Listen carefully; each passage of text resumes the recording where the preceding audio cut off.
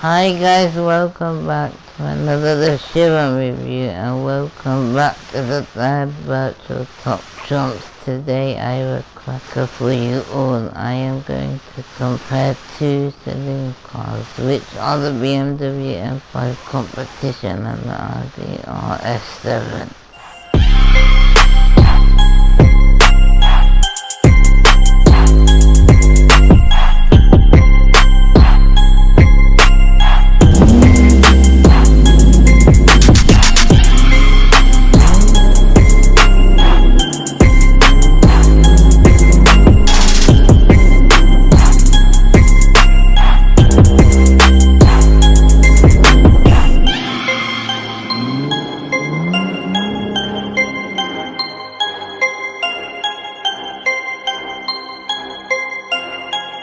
Firstly, I would like to talk about the pros and cons for the BMW M5 Competition. So the pros for the BM are it's got a Titanic performance now at 911 turbo level.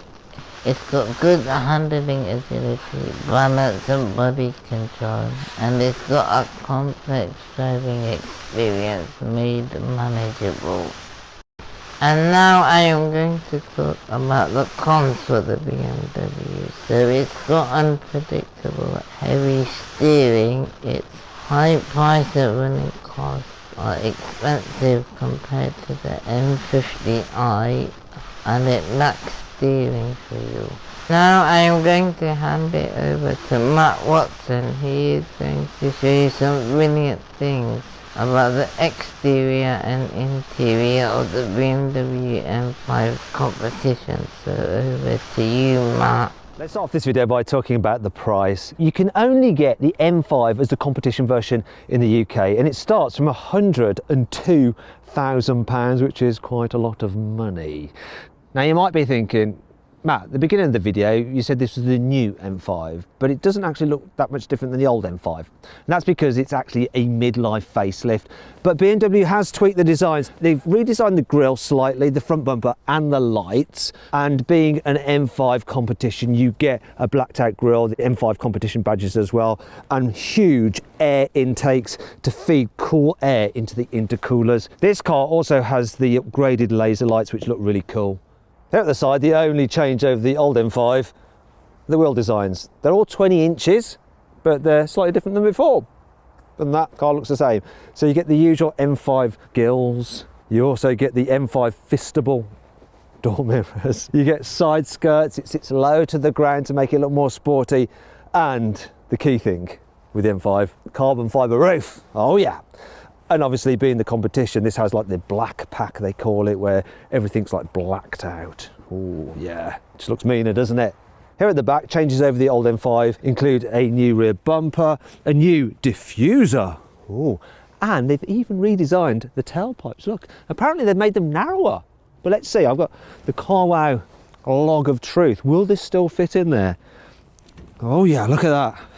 Still fits, and they're still real. No fakery. What's also new are the tail lights. They look really cool. And then, other than that, it's just like a old BMW M5 competition. So you get the M5 competition badges and the little boot lip spoiler as well.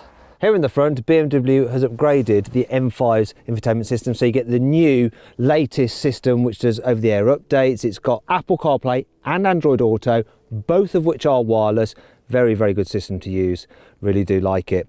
Also, what's new? These setup buttons are here in M mode, like you get on the M8. The seats, apparently, they're new, although they do look similar to the ones in the old M5. Now that really cool thing where they illuminate the M5 button, really nice. They have electrically adjustable bolsters and stuff like that. Very, very comfy. Other than that though, just like the previous M5, so you get all the upgrades like the M steering wheel, the little M2 and M1 buttons. Probably should have said that the other way around, would have been more logical, wouldn't it? But these give you instant access to certain modes that you configured the car to. Really, really good. So you can just tap it while you're driving and change driving mode. You also get your special red starter button. There are the M floor mats down here as well.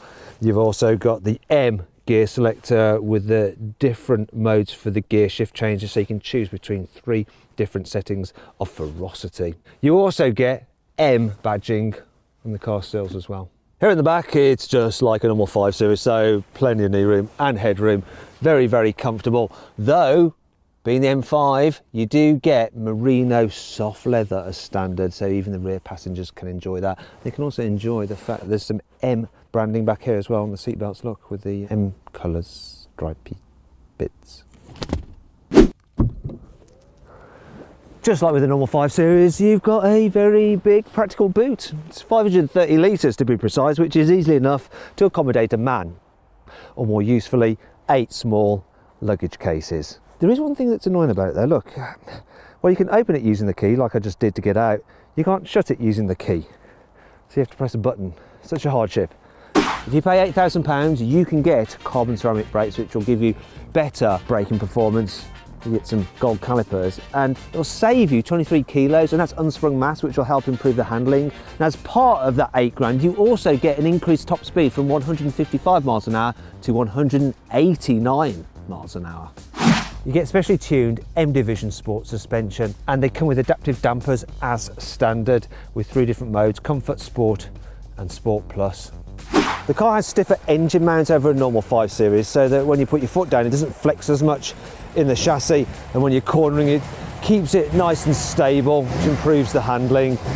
In fact, to improve the handling further on this car, BMW has added lots of different bits of chassis bracing to make it nice and rigid. The M5 gets a clever 4-wheel drive system, so you can have it normal 4-wheel drive, you can have it rear drive biased, you can actually make it completely rear wheel drive, and you've even got an M Sport differential over the rear axle, which can distribute the torque between the 2 rear wheels. BMW has upgraded the M5's cooling system over the pre-facelifted version, specifically so that people can take it on track and it's less likely to overheat.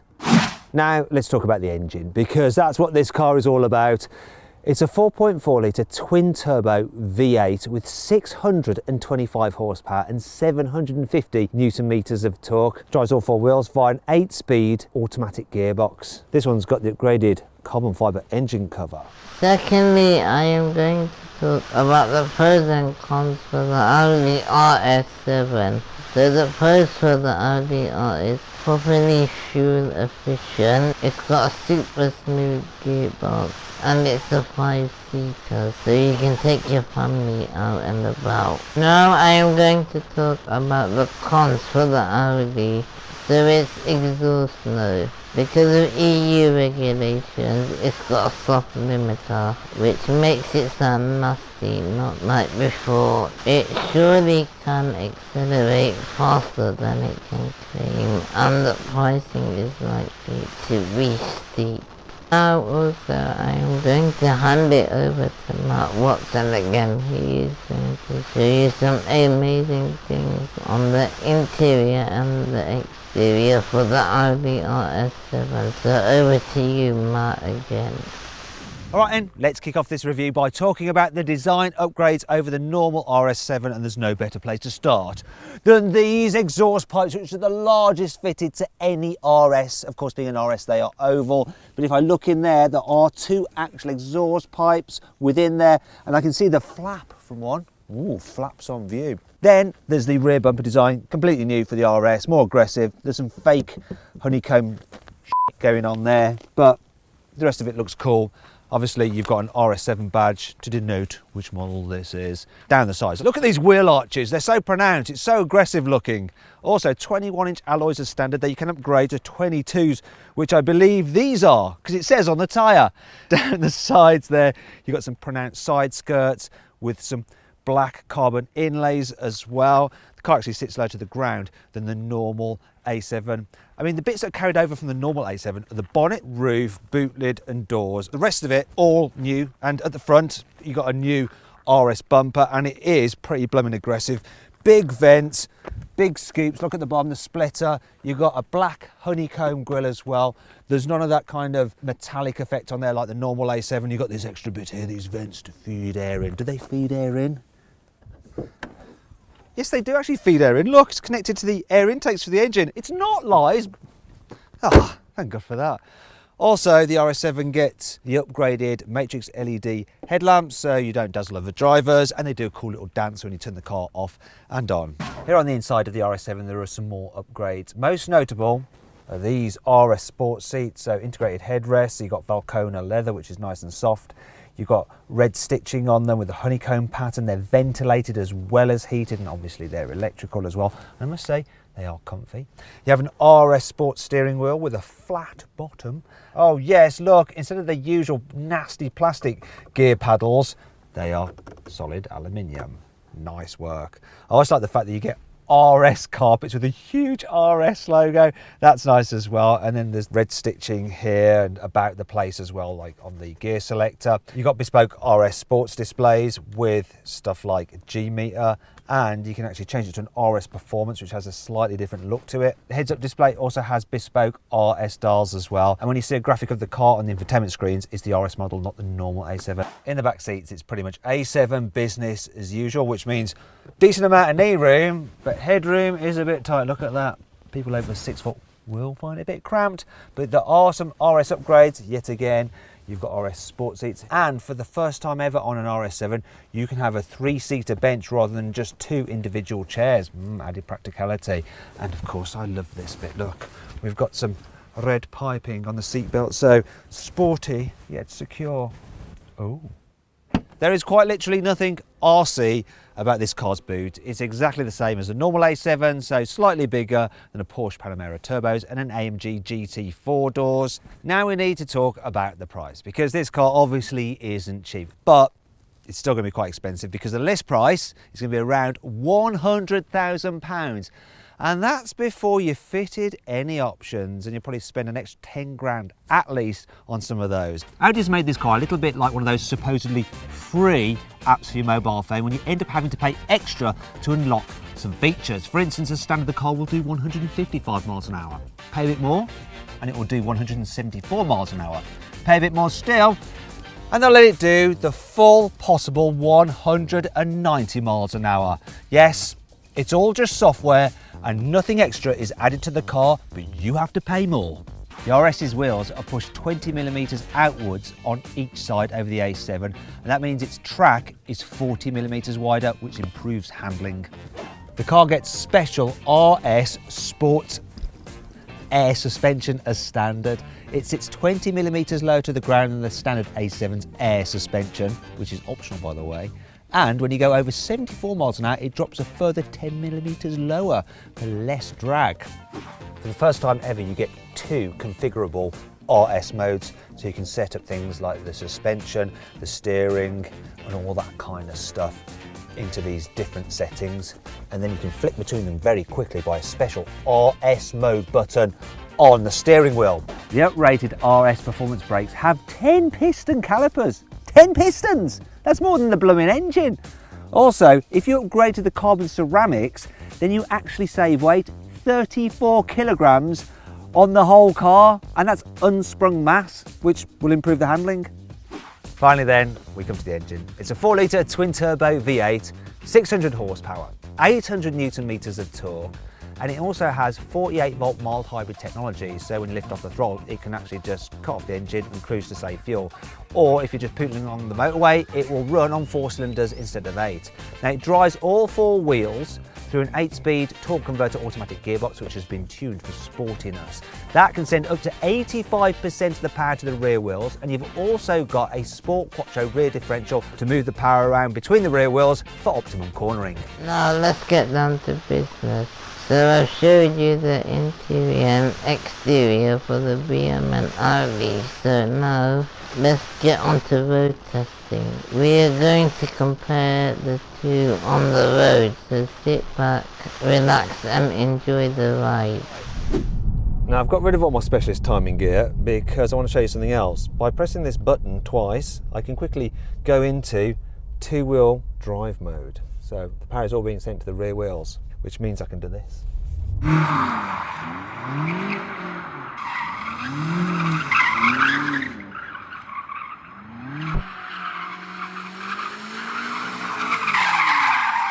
Let's get out of rear wheel drive mode, let's get the stability control on and let's drive it a bit more normally. I'm going to keep it in sports mode though, and I'm going to have the stability control in a halfway house. In fact, I'm even going to go and change gears myself. There we go. So what's this car like then? Obviously the engine dominates it. 60. I'm at 60, I've floored it. I'm now at 100. It's so effing quick, this thing. Thankfully, it handles well. It's big, you know, it's almost 2 tons in weight, but it does grip and go around corners really well. And that 4-wheel drive system just giving you lots of traction to catapult out of bends. Very impressive. Stays nice and flat through the turns, gives you loads and loads of confidence. If you get really carried away, there's no hiding the fact that it's a heavy car. It'll start to understeer and push wide, but it does seem to have the edge in terms of handling compared to a Mercedes E63 and definitely over an Audi RS6, but it's still no sports car. It really isn't. And this creates a bit of a problem with it, you see. For the road, it's way too quick. Actually, let me correct myself. For British roads, especially country roads, it's too quick and too big. And actually, the cheaper M550i is a better balance because it's got easily enough performance still, yet it's slightly comfier than this, a little bit less hard edged. I mean, this is not terrible, but you do feel the bumps a bit more in this, even with the suspension slackened off into comfort mode than you do in that M550i. And of course the M550i is quite a whole lot cheaper. I mean, it's not taking anything away from this, it's still very, very impressive. And for long motorway journeys, it's not bad at all, it really isn't. But that M550i is a little less noisy and it's also a little more comfortable and relaxing to travel in. There, said it. You'd never thought that I'd rather have the cheaper car than the M5, but I guess I would. Still, this is a great thing. Really, really impressive car. And the changes they've made to it make it even better than before. Surely, having a car with this much performance will cost loads to run. Well, not necessarily, as we'll discover now with a bit of CarWow science to find out how much fuel it uses at different speeds. So, I'm on a piece of de-restricted Autobahn. I'm cruising along at 120 kilometers an hour. You know, it's about 70 miles an hour, and I'm averaging 9.4 litres, 9.3 litres per 100 kilometres. How much is that, Jack, in miles per gallon? 30. 30 miles per gallon, that's pretty good. Now what I'm going to do is reset the trick computer and accelerate up to a higher speed. So I'm cruising along at about 160 kilometres an hour, and I'm doing 15.3 litres per 100 kilometres, so what's that? 18. 18 miles per gallon. Let's push on. Okay, so now we're cruising at about 230 kilometres an hour, which is about 140 mile an hour, and we're doing 20 litres per 100 kilometres. 14 miles to the gallon. I will take that to halve my journey time any day. Yeah, German Autobahn rules. But does the RS also deliver when you're not going in a straight line? Let's find out. Here comes a twisty road. Back the gearbox in manual. See what this thing is like. Yeah, strong engine. Get it on the brakes. It's quite brutal, the gear change, when you're doing it manual and you've got the car in full attack mode. Steering sharp, accurate, if a little bit lifeless. But my God, this thing hauls ass.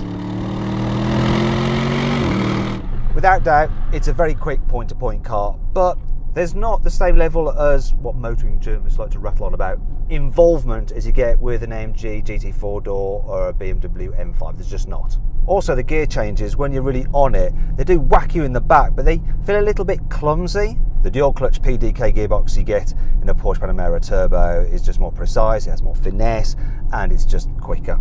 But do you know what? RS buyers are slightly different. They want a car that, yeah, can be super quick when you need it to be, but also is just super easy to live with every day. So what is it like for just mooching about in this car?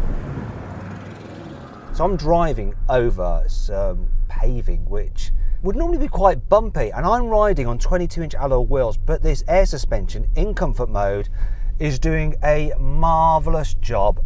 It's just like I'm pootling around in a normal A7. The steering's light, everything's just easy. It's quiet in here as well. Lovely. But you know, this is quite a long car, isn't it? So what happens if you want to make a U-turn? Oh, I'd really like to go up that way, but it looks very tight. I can't possibly make it round. Wait a minute. That was far too easy. What's all that about? Well, it's because this car comes as standard with rear wheel steering. So when you're going slowly, it turns the back wheels in the opposite direction to the front wheels to make you do tight turns. Though when you're going faster, the back wheels go in the same direction as the fronts for added stability. Oh, it just makes this car easier to live with yet again. and that sports exhaust in comfort mode is suitably muted. You won't annoy your neighbours. I would like to say thank you to everyone on who voted. This was a real close one. Those cars are serious contenders and they're both powerful, but the winner is the BMW M5 competition. I agree with you all because the BMW M5 is a serious driver's car, and to me I prefer BMWs than Audis, so I will have the BMW instead. Thank you for watching this video, and also make sure you check out and subscribe to my YouTube channel. It's called The Shiver Review, and also follow me on Instagram. It's called TSR UK, and next week I will be reviewing some more fantastic cars. Stay tuned everyone.